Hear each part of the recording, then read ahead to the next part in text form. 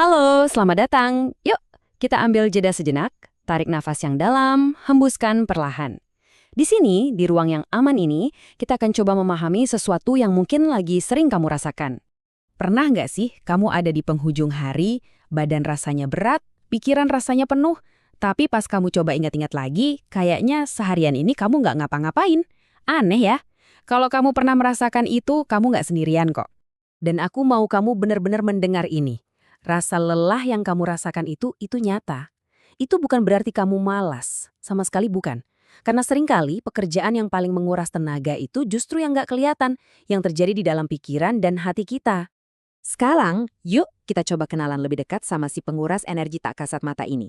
Bukan untuk menyalahkan diri ya, tapi justru untuk lebih berbaik hati sama diri kita sendiri. Yang pertama, namanya beban mental. Coba bayangin deh. Kepala kita itu kayak komputer yang lagi buka banyak banget tab sekaligus. Di belakang layar, pikiran kita terus jalan. Oh iya, jangan lupa bayar tagihan. Anak perlu dijemput jam berapa? Duh, kerjaan ini deadline-nya kapan ya? Kapan ya terakhir telepon orang tua? Semua itu adalah pekerjaan. Dan tanpa kita sadari, baterai mental kita terkuras habis. Lalu ada juga kelelahan emosional. Ini mungkin terasa familiar.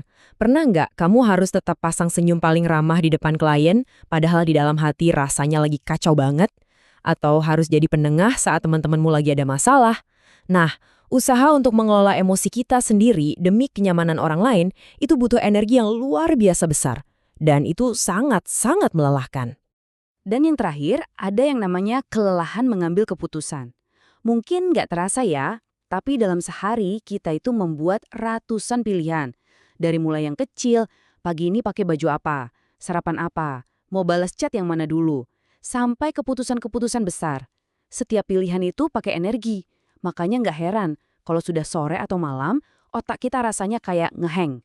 Disuruh milih mau makan malam apa aja rasanya udah nggak sanggup.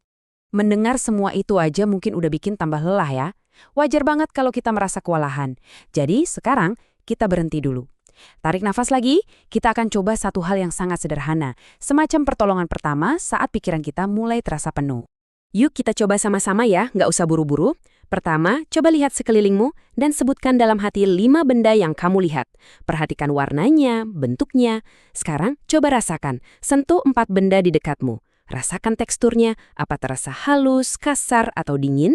Selanjutnya, coba diam sejenak dan dengarkan baik-baik, temukan 3 suara yang berbeda. Mungkin suara AC atau suara dari luar. Lalu, coba hirup udara, adakah 2 aroma yang bisa kamu cium saat ini? Dan yang terakhir, coba fokus pada satu hal yang bisa kamu rasakan di mulutmu. Mungkin rasa sisa kopi atau hanya rasa yang netral. Bagus sekali. Apa yang baru saja kita lakukan, itu namanya teknik grounding. Sederhana ya? Ini seperti cara kita untuk menarik kembali pikiran kita yang mungkin lagi berkelana jauh ke masa lalu atau cemas memikirkan masa depan untuk kembali ke sini, saat ini, ke tubuh kita. Ini adalah cara lembut untuk bilang ke sistem saraf kita yang lagi tegang, tidak apa-apa, kamu aman sekarang. Nah, teknik tadi itu kan untuk pertolongan saat darurat ya. Kalau untuk jangka panjang, ada satu hal yang penting banget untuk menjaga energi kita, yaitu membangun batasan pribadi. Mungkin saat dengar kata batasan kesannya jadi egois atau galak, tapi coba deh kita lihat dari sudut pandang lain. Batasan itu bukan tembok untuk menjauhkan orang, tapi pagar untuk melindungi taman di dalam diri kita. Ini adalah bentuk kasih sayang pada diri sendiri. Coba lihat di layar dan jujur sama diri sendiri. Mana yang lebih sering kamu alami? Apakah kamu sering merasa nggak enakan untuk bilang tidak? Sering merasa bertanggung jawab atas perasaan orang lain? Kalau iya, mungkin ini saatnya kita belajar membangun batasan yang lebih sehat. Karena batasan yang sehat itu bukan cuma melindungi energi kita, tapi juga membuat hubungan kita dengan orang lain jadi lebih tulus dan saling menghargai. Tentu saja, memulainya itu nggak mudah. Bilang tidak itu seringkali jadi hal yang paling sulit. Nah, ada satu cara yang lebih lembut, yaitu pakai pesan aku atau I statement. Jadi, alih-alih bilang, kamu jangan ganggu aku dong. Kita bisa coba, aku merasa butuh fokus saat mengerjakan ini. Aku akan hubungi kamu lagi nanti ya. Rasanya beda kan? Kita bukan menyerang orang lain, tapi hanya memberitahu apa yang kita rasakan dan butuhkan. Tapi ada kalanya, semua cara yang kita coba sendiri itu rasanya belum cukup. Bebannya masih terasa terlalu berat untuk diangkat sendirian. Dan kalau kamu merasa seperti itu sangat-sangat wajar. Meminta bantuan itu bukan tanda kelemahan. Justru sebaliknya, berani mengakui aku butuh bantuan adalah salah satu hal paling kuat yang bisa kita lakukan untuk diri kita. Dan kalau kamu merasa butuh bantuan profesional, jalan itu ada kok.